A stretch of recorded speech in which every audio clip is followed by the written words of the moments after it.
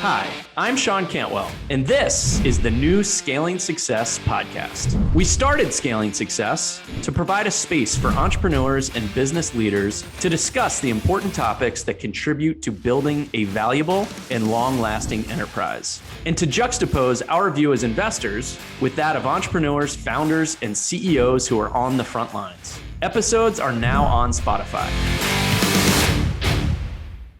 Today, I am thrilled to welcome Don Charlton to the podcast. Don is an entrepreneur, startup evangelist, writer, and public speaker. He is currently the founder and CEO of Kommute, which we're going to ask him about, the first video messaging platform for businesses. Don also founded JazzHR, formerly the Resumator, back in 2009.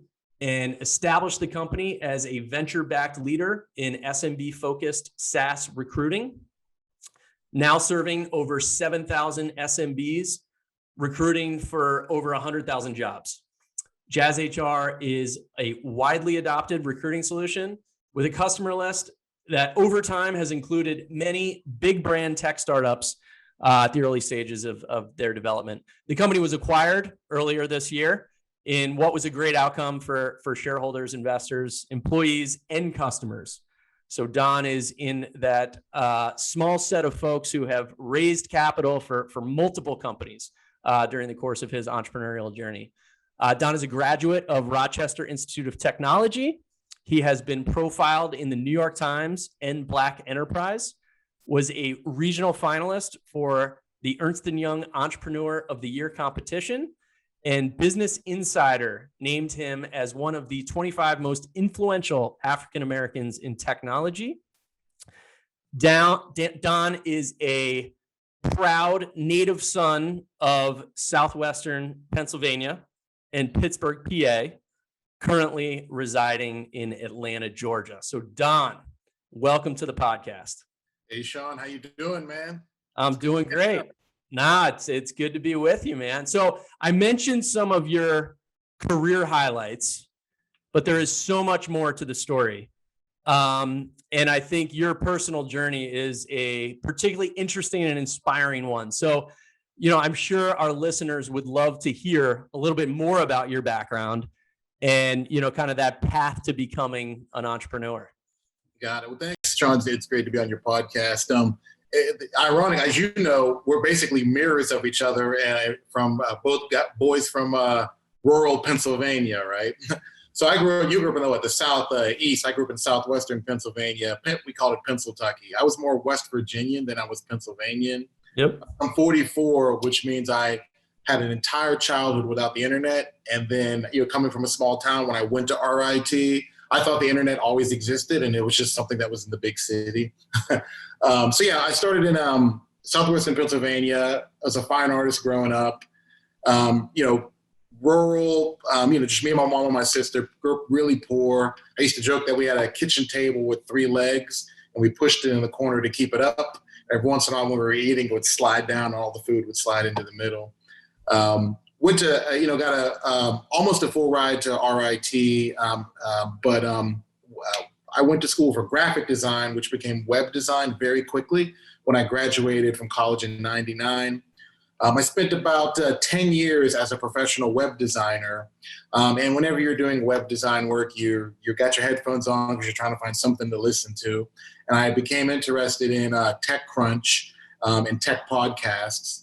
And I started hearing about these geeky kids out on the West Coast who were using pretty much the same skills that I had to build, instead of building websites, building web apps. Whenever you go to school for design and you're a designer, you don't really know any 60-year-old designers who are gainfully employed. I think they take us out back at like 55 and kill us, unless you own your own design firm. That kind of economic anxiety had me thinking about how can I use what I realized was a competitive advantage in the new economy, right? The web, to perhaps be able to find some financial freedom. It's really hard for me to explain to you why I got into recruiting, except for the fact that before people were using phrases like cloud, before people were using phrases like, Web 3.0 or Web 2.0 or whatever. I kind of knew that small businesses were going to do more and more. They were going to use the web for more and more software to accomplish different aspects of their business. And I knew that recruiting felt like a laggard. So I know we're going to get into a little bit more details around the journey, but yeah, I mean, a small kid from a small town. I think I know you invested in JazzHR. We actually bonded over that, I think, at the airport. We did. I think that's one of the first things we connected over. We met, interestingly, for the first time close to the San Francisco airport, if you remember that. It was like a hotel bar near the San Francisco airport. But you started talking about like the Steelers, and I was talking about the Eagles, and we definitely connected and bonded over that. I think like part of what's so fun about my job, and part of what I love about kind of the venture space and just entrepreneurs in general, is you come across people like yourself who had no advantages, really, relatively speaking, yet somehow navigated your way to kind of starting your own business and kind of against all odds starting to achieve success, which I just think as an investor is such an amazing quality and a character that generally is a leading indicator of folks that are going to go on to have success. So maybe just kind of diving into your background a little bit, like, did you know any entrepreneurs? Did you know any tech executives? I'm guessing the answer in Southwestern PA was no. Like at what point, maybe when you got to RIT or maybe that first job after school, like, did you have any role models that you kind of looked up to and kind of modeled yourself after, or were you really kind of blazing your own trail? Yeah, you know what? I remember the exact moment I said that I need to do something when I grow up to be successful. As I mentioned, we grew up in a small town called Masontown, PA. It's about 2,000 people. The job that everybody wanted was to be a coal miner, because coal mine meant pension. It even meant in-ground pool. You could probably buy a house there for $40,000, or $100,000 is probably a really nice house, right? So in terms of ambition, like, the whole story of everything, prior to 1995, the Apples of the world, the fact that AOL was getting off the ground, we weren't aware of any of that stuff in our small town, right? I mean, we were still reading newspapers, and no one had internet yet in 1995 where I grew up. So, I remember that moment. I was probably, 15, and I was really hungry, and I had 15 cents. And I remember I went through my mom's purse. I looked under the refrigerator. I looked at the couch cushions, and I couldn't believe that all I needed was a dime in order to go buy a Little Debbie snack cake at the corner store.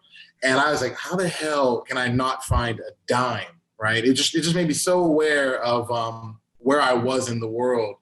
I remember at that exact moment, I was looking up in the sky. The sun was beating down on me. I was hungry. And I realized that I got to consciously think about how I'm going to become successful someday. So, I went to, growing up, when you're from a small town where there aren't a lot of really successful people, I mean, we had a guy, he started 84 Lumber. He was a billionaire, but it was like a lumber company. And I think, the average guy that's probably making 24 grand a year or something, right? Yep. So, I had a great guidance counselor who realized I was always the best artist growing up. Like if you ask anybody in my graduating class who was the best artist, they'd say Don Charlton, right? Actually, wouldn't they say Nut? Wasn't your nickname? My nickname was Nut. Yeah. Right. We'll save that for another conversation. Yeah, it was so ingrained. My friends would knock on the door and say, "Can Nut come outside to play?" My mom would say, "His name's Don."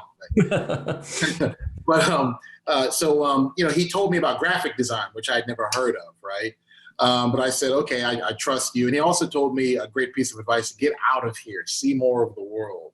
At that point, I lived an hour south of Pittsburgh, and I'd only been to Pittsburgh twice since then, right? At that point, rather. So when I went to Rochester, New York, that summer I worked, and I learned a lot about minimum wage because I was working at McDonald's, but I was also trying to help my family, right? And I remember going off to college with $75. And I had a garbage bag with my clothes in it, right? Because we couldn't afford anything at that point. And I went to RIT, and I didn't realize that campuses were open all night, essentially. So I stayed in the Greyhound from 4 a.m. to 9 a.m. being intimidated by the 60-story buildings. I'd never been that close to big buildings before. And I think from there, you mentioned one thing, about not having advantages necessarily. I think I could say I didn't have any external advantages, but I did have internal advantages that I then was able to externalize, like, perseverance, right? I also think I was gifted with a very curious brain, where, one of the things with Resumator was early on, without a co-founder, I had to get a B plus or a C in marketing, sales, customer support, engineering, all from scratch. So I had some advantages with my brain, I guess, at that point. But, in terms of like mentors and advisors and so forth, I didn't really have any around business. I think, I just was very fortunate to kind of have this North Star for success, right? Yep. And to figure out with what I knew and what I could do, how could I find it? So there's a stat that's kind of gone around our industry the last couple of years that says African-American founders receive less than 1% of all venture funding. Mm-hmm. You have now raised money for 2 separate businesses. One of them recently had a terrific exit. I'm curious, like when you were starting the business, did you know those stats? No. Did that influence you in any way? And I'm curious, like how long-term you were thinking, or were you really just kind of putting one foot in front of the other? Got it. Well, I think one thing is that, especially considering the broadness of your audience probably is, I think it's interesting to kind of explain like the foundational brain of an African-American person, right? Like, so you kind of are born into the world and things happen where you start to realize there is this thing called race. There are people who don't like you because, I grew up in a hometown where like people told my sister, all black people steal, it's a fact, get out of my store, right? My next door neighbor called my mom the N-word and spit on our screen door. So like very early on, you start to recognize there's something going on with this. You quickly start to recognize that in any given situation where you start to interface with the world, you have to try to understand how that might interface with what you're doing. Everything from like, and it sounds weird, but like everything from like walking down the street and someone's walking toward you.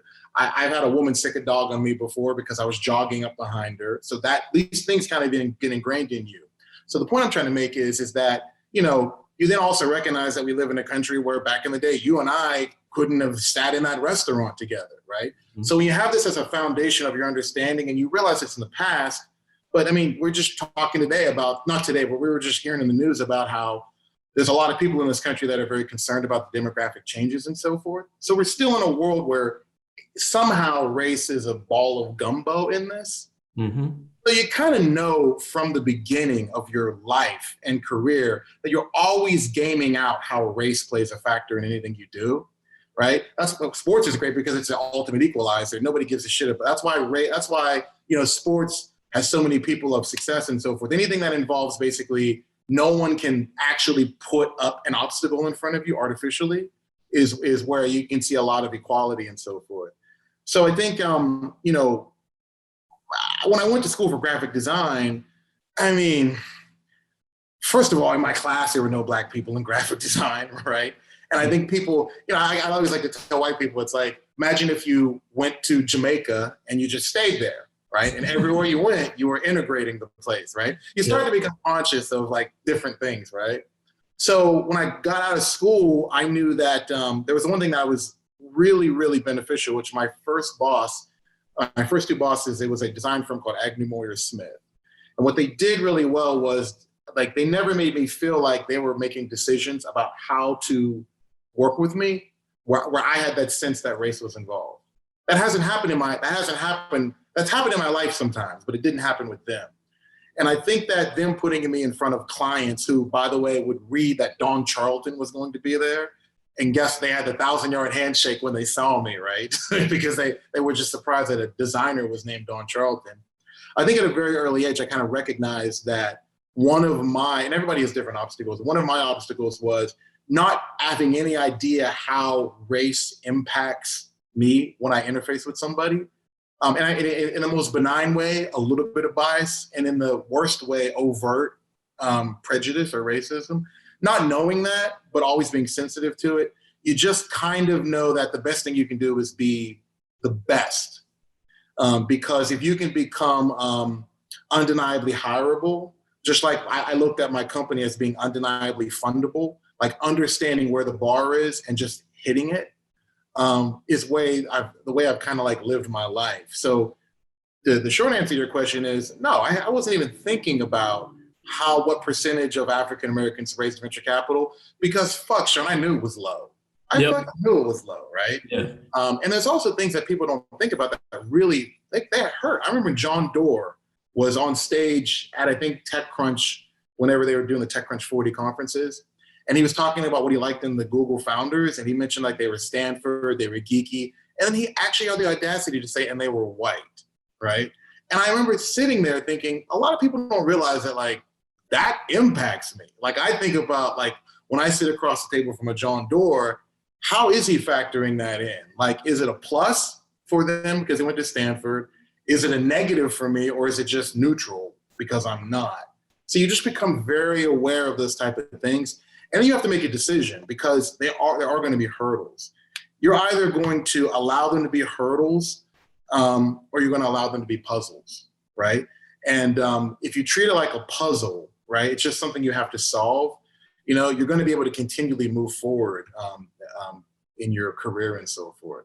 So that's kind of how I viewed it. I knew it was low. Of course it's low. Yeah. No, I mean, it's interesting because, you know, we talk about how we bonded over our Pennsylvania connection. I mean, we probably knew each other for a few years before the topic of race really even came up in conversation. Yeah. And as we've, you know, kind of gotten to know each other better over the years and more recently in the last couple of years, I think just through conversation, I've come to understand some things you experience that I probably take for granted and never even thought about.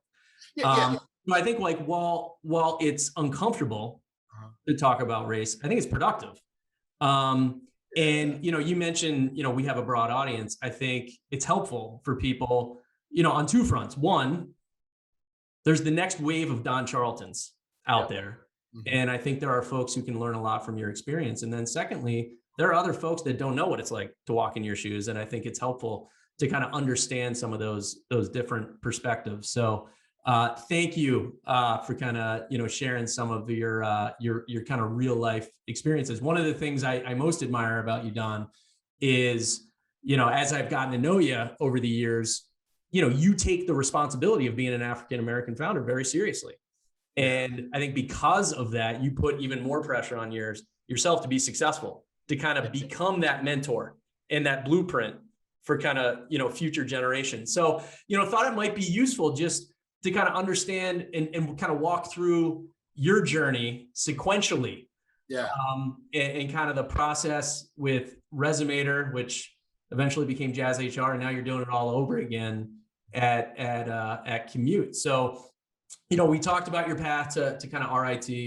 We talked about, you know, having to kind of level up in different areas of the organization to become that kind of sole founder, CEO.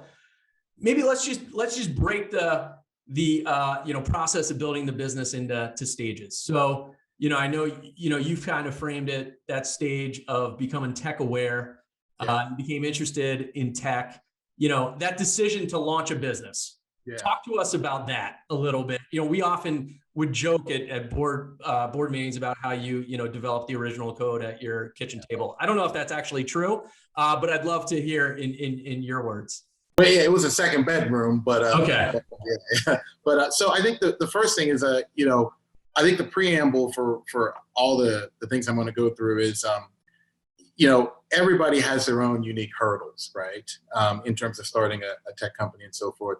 I think, you know, one of the reasons why I took on my back trying to be a successful African-American tech founder was because I had no one really that was trying to be public that I was able to take a look at the time, to be able to understand the unique hurdles that an African-American would have trying to build a tech company. You know, I think when you talked about like the 1%, like just imagine if you were going to be a white running back in the NFL and somebody told you that hasn't been a starting white running back in the NFL in the last 5 years or so. And when there was only one, right? So you have to make a decision, right? If I want to be a starting white, I guarantee you there are 25 or 30 white guys in the country that could be starter running backs in the NFL. But what they're fighting against is the Pee Wee football head coach who allows the black kid to fumble the ball more often, right? And that's just growth. Mm-hmm. White guy feels the pressure of, if I fumble the ball, I'm going to get put. This is why we don't have white running backs, right? I'm going to right guard. yeah. Exactly. Go to right guard, exactly. Right? So I like to use that analogy to help people kind of understand, like, the extreme hurdle you're recognizing, like, you know that your journey as a tech entrepreneur when you're black, most likely there are going to be times when you are pioneering something. Like there's going to be, like, Tope from Calendly. He might have pioneered probably being one of the first African-American SaaS tech entrepreneurs to get a unicorn valuation, right? Like, that's a pioneering moment for him. We're not going to talk about the fact that he almost had to bootstrap his way to even get there, right? Like, his talent at an early stage wasn't recognized for quite a while until David Cummings invested in him. And my other friend, George Ozzie, he bootstrapped his company, I think, to almost $20 million in revenue. He couldn't raise a dollar at all as well. So I think if I go back to my original tech awareness era, I think as an African-American, to be successful in tech, you're not going to get the credit for being naive. Like to me, I look at it as, you have to first understand the laws of physics of tech, right? The laws of physics are, you got to build something that delivers value to customers. You have to gain traction, right? You have to network. You have to raise money. And then you kind of do the same cycle repeatedly, right? With different stakes and different forms of measurement, right? But as an African-American tech founder, you have to recognize that when you read your TechCrunch articles and you see the person who raised a crazy valuation, I remember the one that really pissed me off was some kid from Harvard, I think, raised $35 million for a product called Klinkle, right? I'm sitting there with $2 million in revenue and I can't raise a dollar. But you recognize that that's whenever the laws of physics are suspended for certain people. Most entrepreneurs, white, black, Asian, whatever, the laws of physics apply to them. It's just that as an African-American founder, you have to recognize it's going to be very rare situations where the laws of physics get suspended. And you have that crazy story where you had a napkin. And because there's people here in Atlanta who met Tope when he wrote on a whiteboard what he was going to do with Calendly. Not even a pitch, right? You're not going to get those moments where somebody says, I just like the founder and I gave him money, right? So becoming tech aware is really kind of recognizing what is expected of you to be above and beyond the average entrepreneur. Like to me, it's like, you're not, as an African-American founder, you just have to know at the beginning the journey you're going to be on and what the measurements look like, and recognize that you're going to get credit for what you've done, not for what you could do in the future. And that was something that very early on in my journey was very frustrating to me, because I felt like I was ahead of the curve. Like when I don't want to jump ahead because I want to just kind of focus on being a tech aware. So tactically, what did I do to be tech aware? I listened to a lot of founders talk about how they built their company. I listened to the questions that they had. Whenever I heard somebody say, when we raised our Series A, I said, what the fuck is that? That's like your curiosity coming through. Yeah. Exactly, right? You have to be very curious. And I think a good litmus test for you is to be able to say, here's the journey that a startup goes through. And to be able to clearly articulate pre-seed, seed, accelerator program options or whatever else, right? Yeah. Valuations, pre-money, post-money. You almost have to become literate in it way beyond, because the same way I used to joke that a kid in New York City who says, let me ask you a question, that's going to be considered a potential slight to your intelligence if you're an African-American kid and you say, let me ask you a question. But a kid in Boston, right, who has an accent, it's just going to be considered an accent. Yeah, I mean, like when I hear you describe that, there's I have a couple of reactions. One, I think it's like your general kind of curiosity and perseverance, which you talked to earlier. I think there's also like a situational and social awareness that you kind of had to kind of understand the lay of the land and navigate it appropriately. Because, you did, and we'll talk about it, but like, you did pursue different accelerator programs in Pittsburgh, PA, by the way, guys. I mean, there's multiple limitations here. Yeah. You're also in Pittsburgh, which is not Silicon Valley. Yeah. So maybe kind of talk through that, because, you're at your kitchen table or second bedroom, excuse me, you're coding the product, you're, the jack of all trades, your marketing, your sales, your product, your engineering, you're starting to scale the business, you're getting revenue, you kind of reach that natural point where you recognize perhaps some external capital would be helpful to really build this to a more meaningful scale. What'd you do next? Well, remember when I was in Pittsburgh, but I think I'll back you up just a little bit to kind of talk about, because I think there is something important. Because again, one thing I really want to focus on is the idea that this could be a really good podcast specifically for African American founders. Is for any type of founder, it's true that why investors invest, it shifts from investing in you to investing in the business, right? Over the course of from like friends and family money, which is the basic cash, to going public, right? And like it shifts from really being about you as the 51% or more to being 51% or more about the business on that spectrum, all the way through the funding life cycle. But early stage, when you're an African American, my thought process was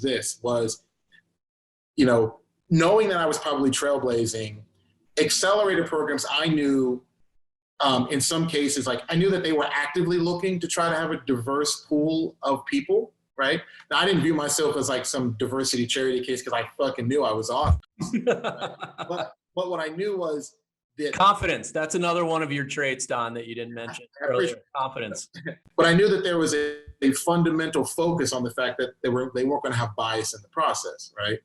And I think that that's important. I think that's why there's some these programs that are out there right today, that are targeting African Americans. Those didn't really exist back in the day. So going through like state or government funded programs at the time for me was important, because I knew that I was going to get an equal shot, because one of their mandates was we probably want to show that we can put a diverse team together, right? Yeah. I often make the joke about people harp on this thing called affirmative action, and I like to say there's another thing called reaffirmative action, right? Which is just reaffirming like assumptions and so forth for people who always get access to resources and so forth. So I don't give a shit about that stuff, because I know that for every person who's getting into who's perhaps a diverse founder who gets a little bit of a leg up in an accelerator program, there's some white guy who's getting a contract for the city for road construction or whatever because he's got a networked buddy. I don't give a shit. Business. So doing that, it allowed me to be able to do a couple of things. Very early on, I knew that I needed to have. We talked today about people having allies, right? For like, are you an ally for Black Lives Matter, with what's been happening with Asian Americans, with the LGBT community? I kind of knew early on that I needed allies, but I understood what they meant. Like one of the things I knew about you right whenever we first met was, and this is a hard thing for people to understand, that African Americans have a good sense for, is a person's natural comfort level with people that are from different backgrounds. And you had a very natural background, right? You had a very natural comfort level with that. You find people early on who feel the same way. And mine was a guy named Jim Jen, who was at the Alpha Lab program at the Pittsburgh Accelerator. I met him at some like coding meetup, right? Told him what I was working on. And I could tell that he was impressed by me, right? I knew that he was accessible, right? So I knew that I needed an ally who had access to the resources, right? Who could become an advocate for me when I was in there pitching. Now, I didn't get in the first time at Alpha Lab because I had a conflict of interest. I was building a content management system, and I was working for a design firm that had a content management system. But Jim was a big ally where I knew, because I had built a personal relationship with him, when I left my second pitch, I knew he was going to be an advocate for me, most likely because he knew me better. So I think one of the biggest challenges African Americans have is that we're under-networked in terms of the people who have the levers and the connections to be able to help us start to build allies in order to be able to have people who vouch for us. And you know this concept, Sean, very well. It's social proof, basically, right? So social proof, I knew very early on, was really important for me to be able to have a somewhat unfair advantage in terms of being able to have people be my advocate. So getting an accelerator program really helped me then start to ask dumb questions. And the other thing is like, whenever you're an African-American, like sometimes you wonder if people by default assume you don't know as much as you know or whatever, right? So sometimes people are afraid to ask dumb questions. I wasn't afraid to ask dumb questions. What does series mean? what is that, right? Right. Help me understand pre-money, post-money. Explain that again. I didn't understand it, right? Yeah. I knew if again, as I said before, the more I understood the way this world worked, the more that was not going to become a negative at a minimum that I didn't understand that. Especially because, like you said before, my joke is, it was hard for me to say what challenge I had as an African-American raising capital because I was a first-time founder in Pittsburgh, Pennsylvania, as a single founder. And I said, those 3 hurdles alone are going to make it hard for me to raise capital. But once I started to get some scale, and I'll stop here in a second to maybe we can talk about the next phase, is when I started to realize that there are some real hurdles that are hard to explain because I felt like I was actually building momentum that was on par, if not ahead, of a lot of other companies that I saw. Yep. I think I want to go back to an earlier point you made because I think it might be a useful topic for our listeners. Yeah. And you drew the analogy of, hey, Sean, just get dropped off in Jamaica, and just stay there and see what life and that experience would be like. And it reminds me of a comment, you made several years ago, probably over a drink. Sazerac, I believe, is your drink of choice, Don. And, you said, Sean, like, imagine a scenario where you literally integrate every single room you enter. And it's an interesting little thought exercise because I know there have been points in time over the years where we've had a conversation. I'd be like, Don, that's not a race issue. And you're seeing race in different places than I'm seeing race. Mm-hmm. And I think that's very normal when you're in a situation where you are integrating literally every room. So it's like, I think it's a very interesting, kind of thought exercise. And my question for you is, how often as a Black founder of a tech venture funded company, are you seeing and thinking about race while at the same time going about your day job of building a company? Well, I think what's interesting is there's a larger looming thing where I always like to say to people this: one of two things are true. Because if you ask the average African-American, is there a problem with race in this country? Almost all of them will say yes. So one of two things is true. Either an entire group of individuals are completely brainwashed. Right. Which, by the way, in itself is a little bit like racist. Like we're just right. We don't have a good sense of our own life experience, or there's something there, right? Yep. So, I think, sometimes there's like a famous photograph of these Black girls integrating a school in, I think it was Alabama, Arkansas. And there's people yelling at those girls walking into the school. And I tell people all the time that it's easy for us to look at that picture and say that was history. But as an African-American, what you see is a potential future manager, a potential future politician, a potential future leader, a potential future school teacher. They didn't just scream at that Black girl and then go about their lives being this, advocate of equal opportunity, right? That I think sometimes people don't recognize that the long tail of bias at best and pure racism at worst, and we always used to use the word racism, which is, when you just call everything racist, it makes it really easy for people to ignore their biases. I like to do this little thought exercise for anybody out there listening and so forth. The easiest way to kind of understand your baseline, if you're a guy and you got a daughter, the easiest way to understand your baseline feelings about race is if I said, would you let a Black guy date your daughter? You don't have to answer the question, but that's a good way to kind of get a baseline understanding of how you feel about it, right? So I think you don't always think about it, but I mean, I've had a dog sick on me before, right? Like, I would assume if you were a white kid who grew up in like a black school or like lived near a black neighborhood and black kids beat you up, you might be a little bit racist. You might be a little bit biased, right? Yep. You know, I mean, in my professional career, I've had things said to me that I don't think would be said to me by other people.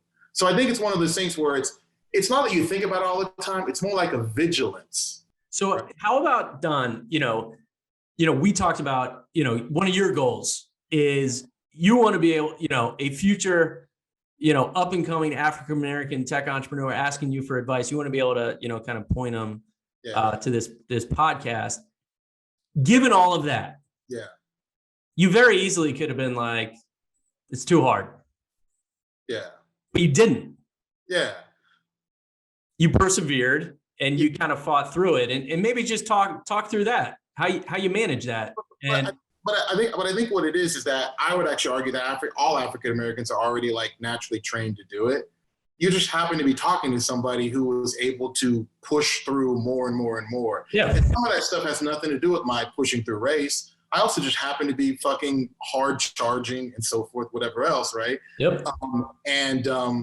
I think, just in general, I would say I think most African Americans kind of recognize that that's one of the hurdles they have to go through.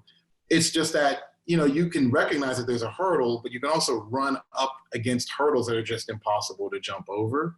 Yep. And in that mix, I like to tell people all the time, who would want to spend their life believing that race was impacting them their entire, for everything? That would be a terrible existence. Yep. But you can't help the fact, and that's a person who ascended to be the president of the United States. So I think it's one of those things where it's I think people who aren't African American think that there is some note taker in our brain for every conversation that is analyzing it from a racial perspective and so forth. But that's not the case. It's that, I know that if I interview a white guy who's never had a black boss before, either he's going to not think about it at all, or he's going to think about it to some degree because he's never done it before, right? And I'm going to use the engagement with that person to be able to figure out where they might lie. And Black people, we actually call this the third eye because we deal with. There's a name for this? Wow, I'm learning some things. It's the third eye, right? So it's from a standpoint of investors that I want to work with, people that I want to hire, just recognizing that the number of times I've just been upset that I've been called aggressive, it's all these things. I think everybody kind of already experiences it. So I think the simple summary is it's not about not thinking about race because you don't spend a lot of time thinking about it. It's about recognizing that you don't know how it might impact you. Yep. And you're not going to convince any of us that it doesn't impact us because I would say this, tell me why 10 years ago, only 1% of venture capital went to African Americans. And that's true today. Because I meet a lot of African American founders who try to start companies, right? Maybe not enough to get that to 20%, but it hasn't budged, right? So there's something there. And we have to, as African Americans, we have to decide how much time we want to spend thinking about it. I didn't spend a lot of time thinking about it, except when I was in the middle of trying to do something. Imagine walking into a venture capital firm and you are pretty sure they have never invested in an African American founder before. So if they invest in you, it's not if they don't invest, it's because they're racist. You don't think that, no. But you recognize, on the positive side, it's still them thinking, I'm a venture capitalist. I recognize, Sean, when I met you, that you might, I think, get to make 1 or 2 bets a year. Mm-hmm. You're going to meet tons of founders. Mm-hmm. And probably 100 for every one investment we make. Exactly, right? So even when I met you, I knew that you don't have a lot of data points of African Americans who built really big businesses. Now I would argue that, you give us $10 to build a rocket ship and somebody else $10 billion, you're not going to see a lot of rocket ships coming out of African Americans, right? I always say let's talk about wealth. Let's not talk about wealth created. Let's talk about capital burned.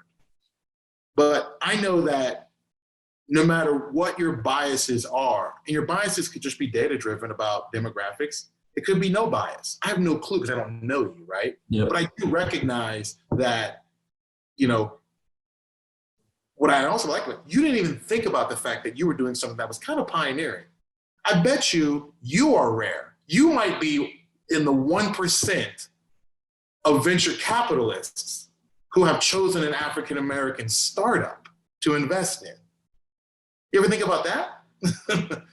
Like that's how, of course you don't think about it because just by happenstance, you invested in me. Because it had well, I think what's interesting, I mean, it goes back to an earlier point. Part of what I love about this job is the idea of investing in hungry, scrappy people that are creating opportunity and building something despite a massive limitation of available resources. I can remember, in business school, there's a professor who defined entrepreneurship, I think, as, the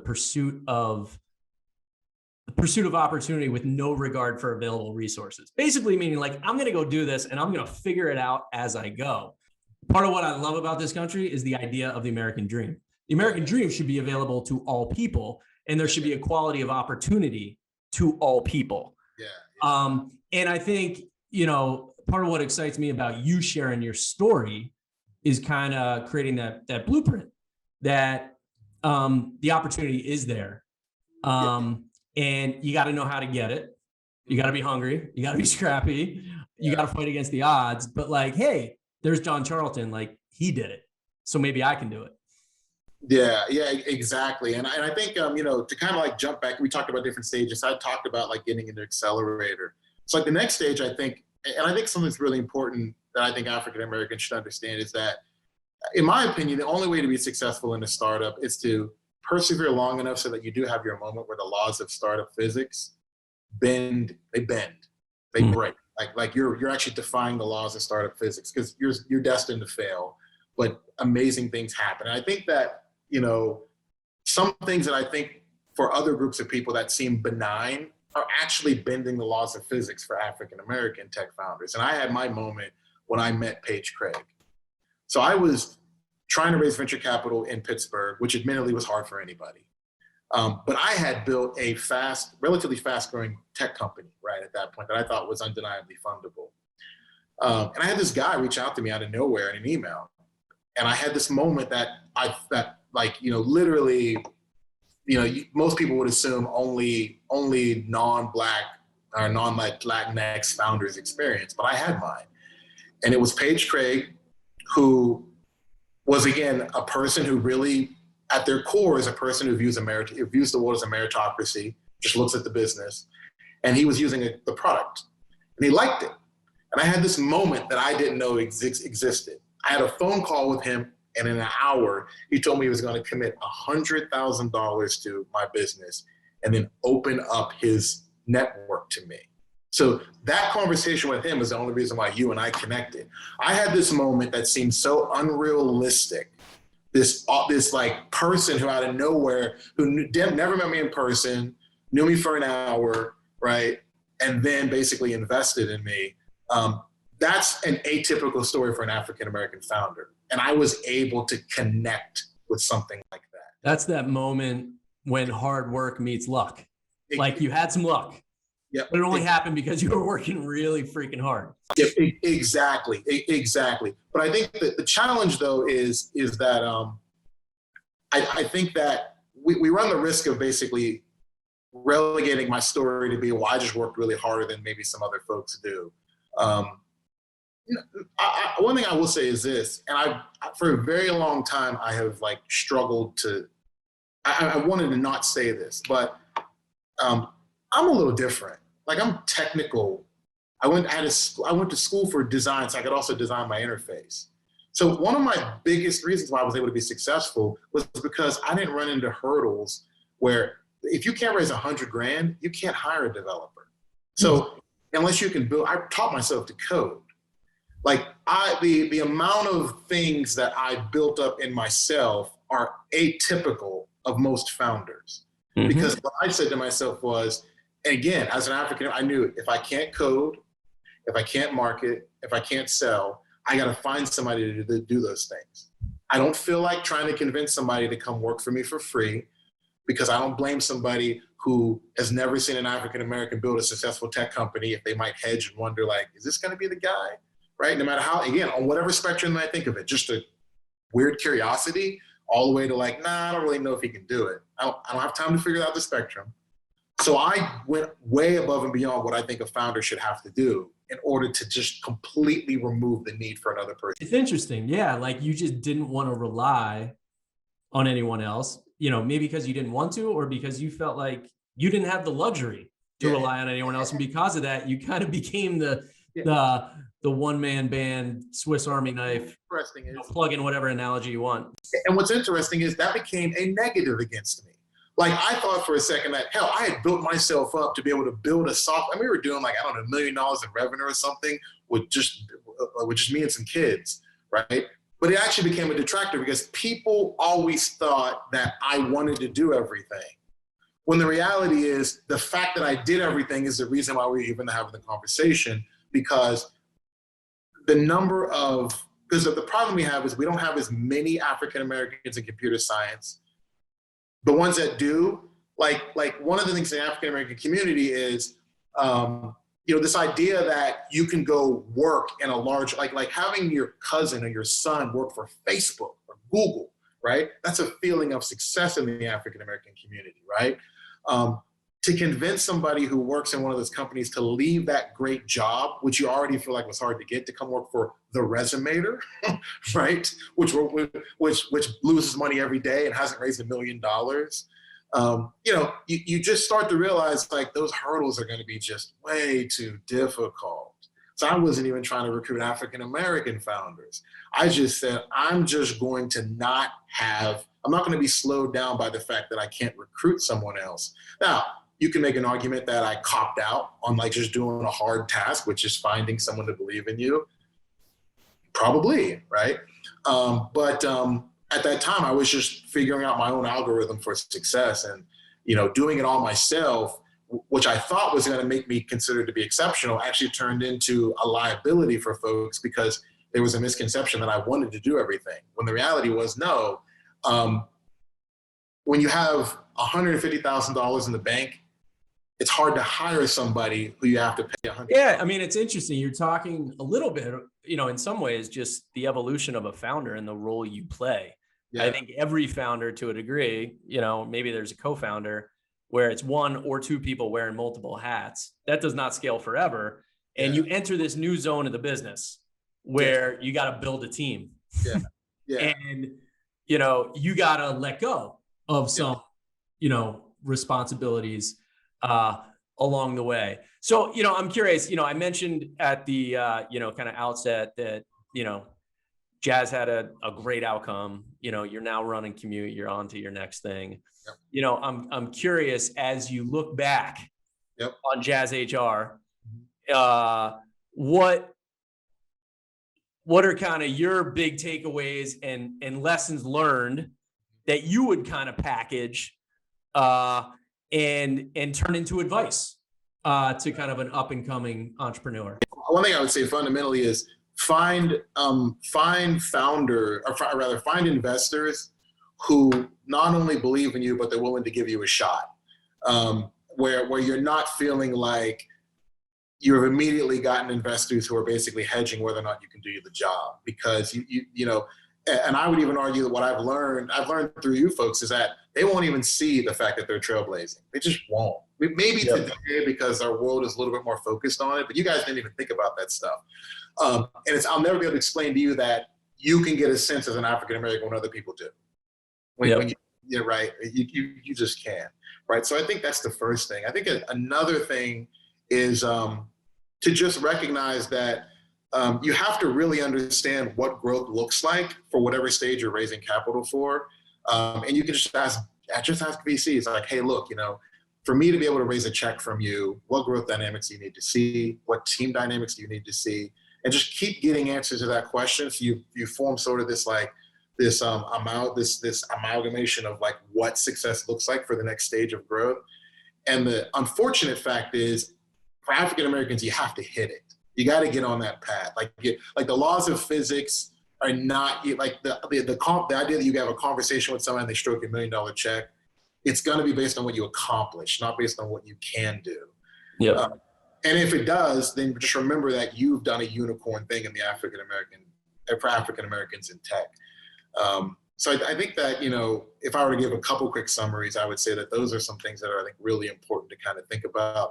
I also think another thing is that the more you need to have really good social proof, because, and these are things that, like, I say them because I know that people are going to say, that's not true, whatever else. No, I think that the more advocates you can have for your acumen as a founder, the easier it's going to be to recruit talent.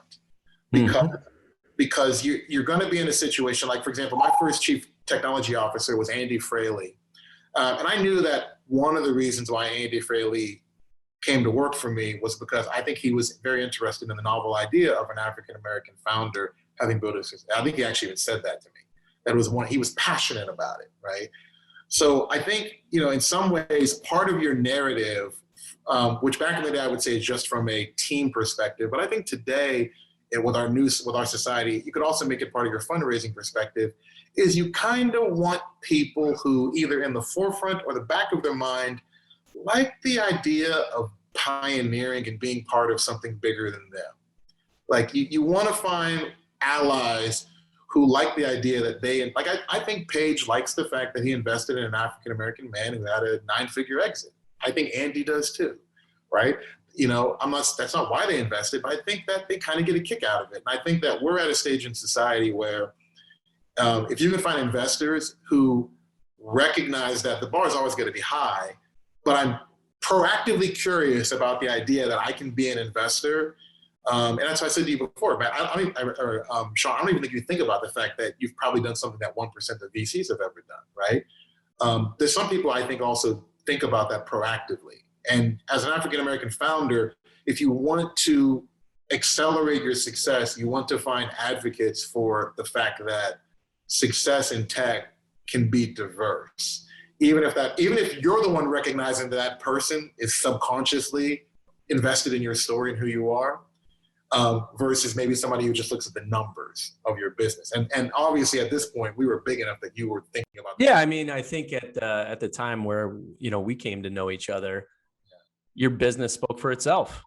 Yeah. And by the way, Don happens to be African-American. So what? Yeah. You know, yeah. Yeah, and I think that the challenge is, I think the further along you go, I fundamentally believe the more it's a meritocracy. I really do believe it. I actually believe in the meritocracy of tech, but I question if a African-American girl with dreadlocks can stand up at a pitch competition and say she's going to build a $100 million business and be taken as seriously as somebody who just happens to be a software engineer at Google. Yep.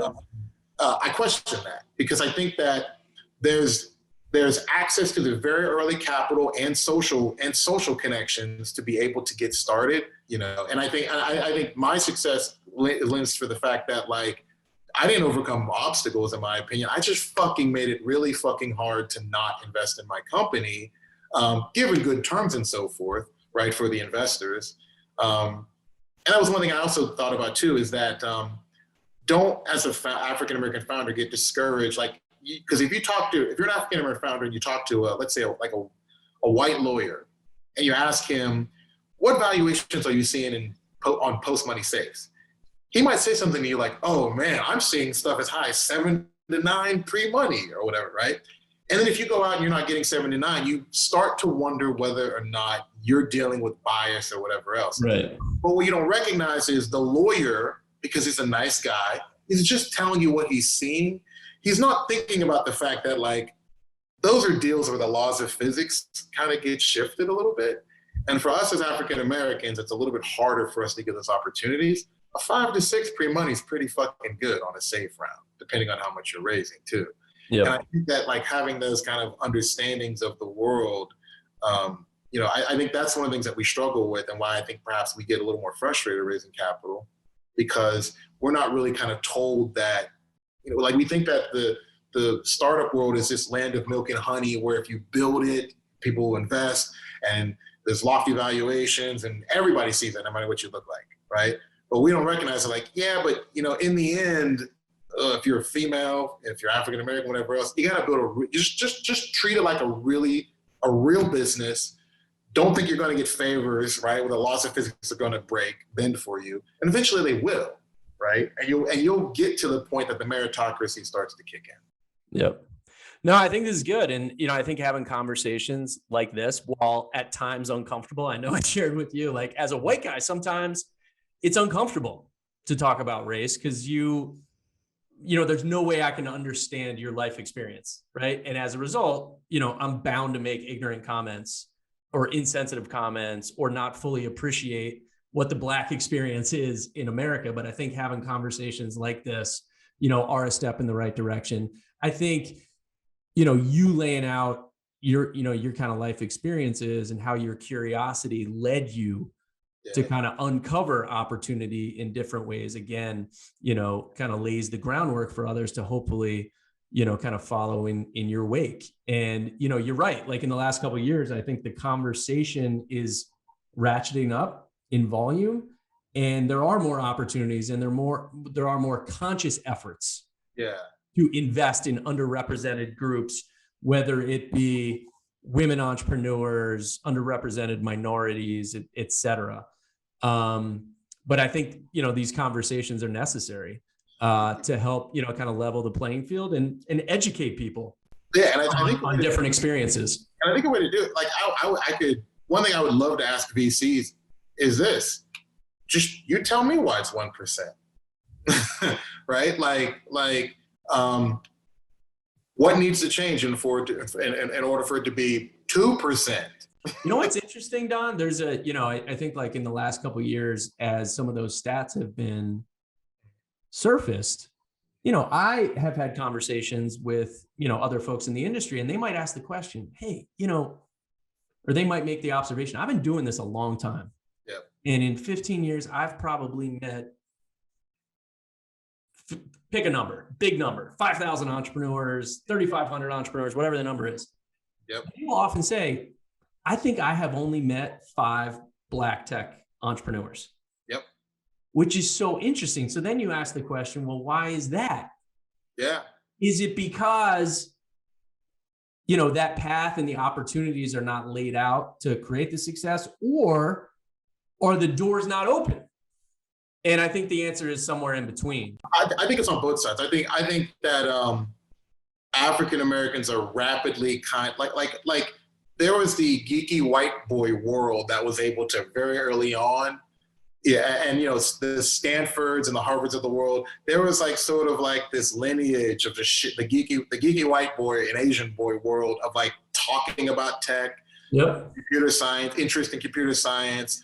So there's definitely a head start in terms of building that ecosystem and that social ecosystem, right? I think African Americans are, like you mentioned, I was on the list of 25 African Americans in technology. What was scary at the time was I wasn't impressed by being on the list because I was like, why do I know most of the people on here? That's how small the network was, right, at the time.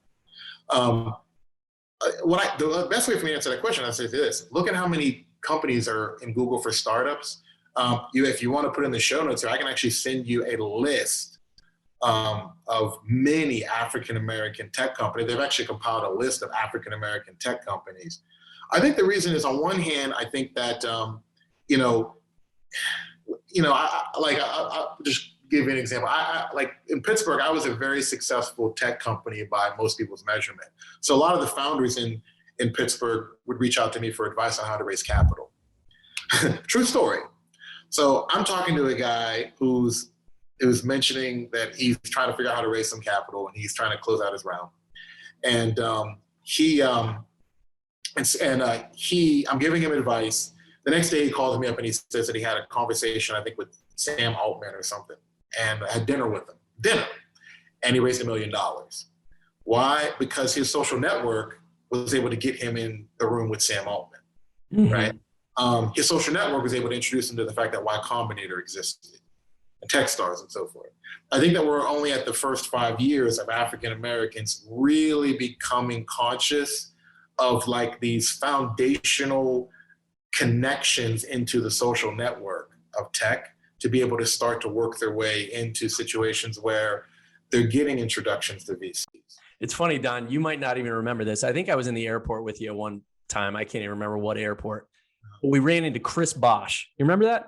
Oh, Chris yeah. Bosch, the NBA player. I think he was like an engineering major undergrad. He went to Georgia Tech, right? If I'm remembering this correctly. Yeah. Before he went pro. And I remember you went up to him in the airport. And I think he's like, hey, who's this guy? Why is he approaching me? But you went up to him and you're like, because I think Chris was outspoken about STEM education. You just wanted to express your gratitude to him for talking about that and encouraging youth to, kind of pursue opportunities in STEM. And I think, one of the things that I'm really excited about with, kind of Jazz being a good outcome and you being the founder, I think your megaphone has gotten louder. Yeah. I think that's really important actually, because there are other African-American tech founders who have had exits, but I'm not going to say they're reclusive. I'm just saying they're harder to find. And I think that another thing is there's actually a decent number of African-American tech companies right now that are actively being operated, but haven't had their full exit yet. And I think one of the things that I think other groups have benefited from is it's just kind of fucking nice to hear the story of somebody who's exited that you can emulate, right? If you're a white kid and you're entering Y Combinator, that's just what white kids do. They get into Y Combinator, they go to tech companies.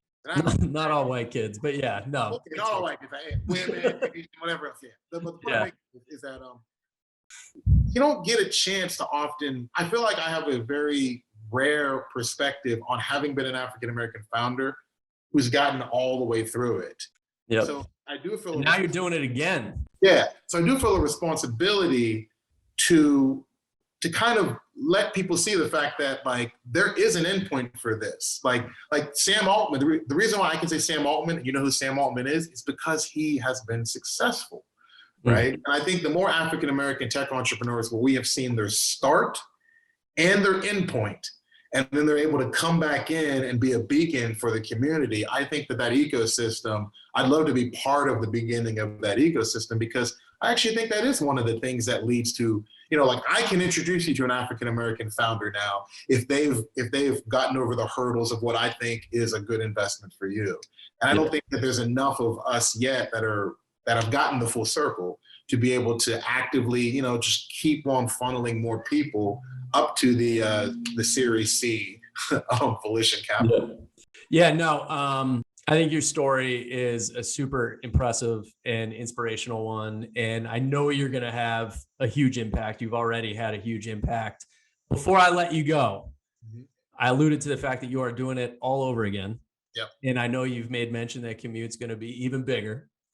So I want to give you an opportunity to, kind of tell our listeners about Kommute, what you're working on and, the goal for the business and what you're hoping to accomplish the second time around. Got it. Yeah, I'll try to keep this very brief. So Kommute is a video messaging platform. Think of that as recorded voice and video messages for the workplace.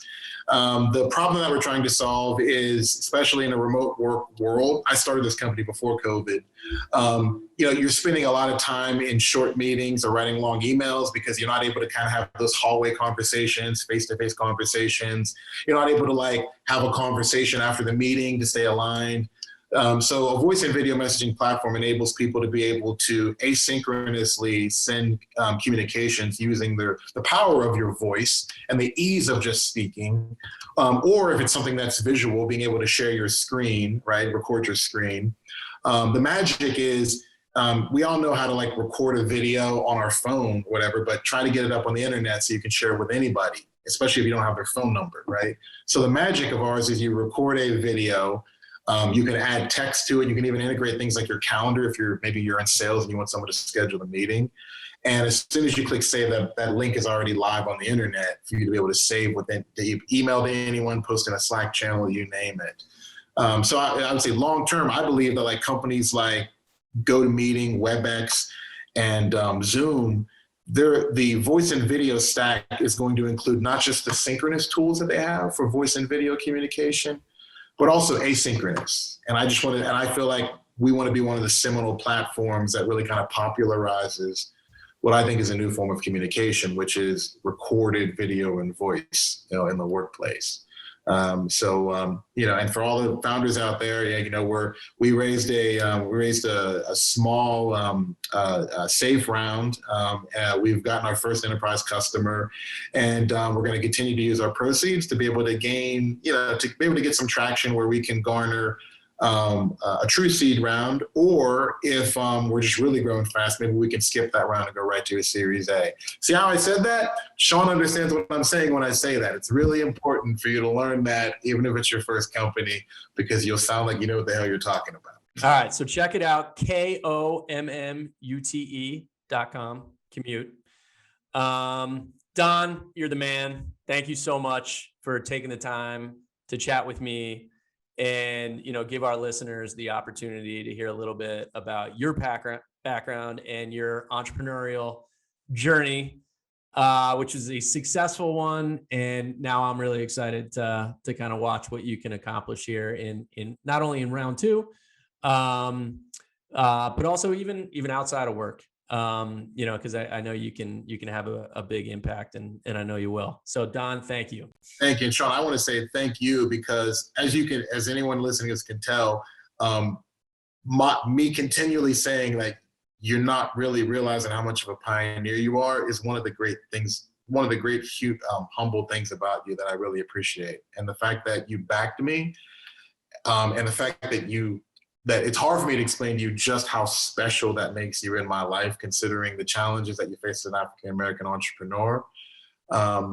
It's just something that one of these days, maybe it'll all come together, just to see how be the 1%er, be the one that advocates for more meetings with African-American tech founders, be the one that kind of like, even if you're not investing, helping them understand how to basically level up so that the next time they want to invest, there's anything we can do to be able to do that, because, we all want to bring shareholder value. We all want to be able to ring this bell. This is the new industrial revolution, quite frankly. And the more people that look like me that get involved in it, the more value that we create for everybody, no matter what they look like. So again, I just want to say from the bottom of my heart, I really appreciate you asking me if I could go to a shitty diner near the XFO airport. Yeah. Well, hey, amen. The feeling's mutual, you know that. And as we have discussed, now in this post-COVID world, we're going to get together and have a little celebration for all that was accomplished at JazzHR, and also just to catch up. So Don, as always, great to catch up with you, and look forward to hopefully seeing you in person here in the not too distant future. All right, Sean. Thanks a lot. All right. Take care.